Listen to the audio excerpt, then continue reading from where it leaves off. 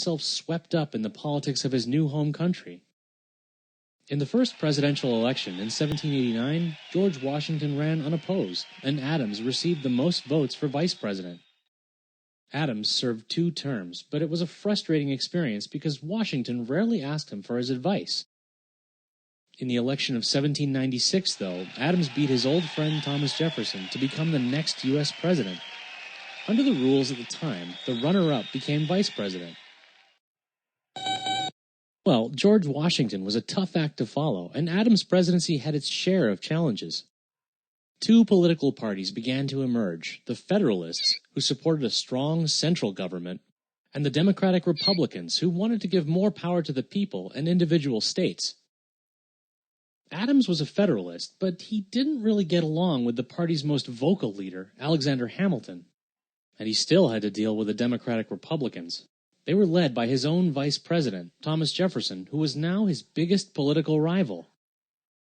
It didn't help that Adams had a stubborn and argumentative personality, which made it hard for him to compromise. Meanwhile, the French started seizing American merchant ships at sea.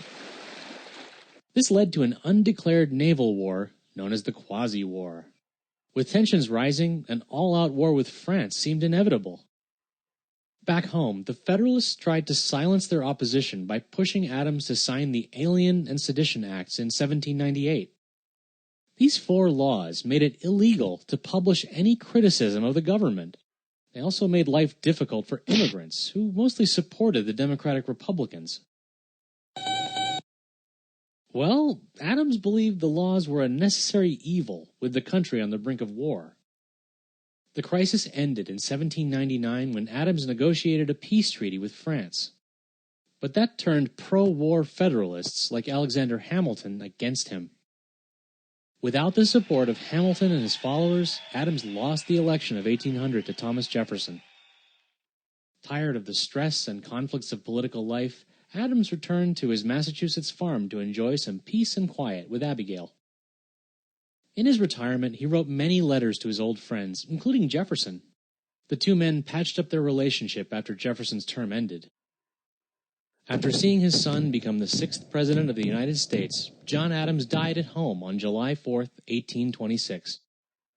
It was 50 years to the day after the Declaration of Independence was adopted. Yeah, he may have been the 2nd president, but as a leading voice of the American Revolution, he was second to none. Not so fast. You're not president. Yet.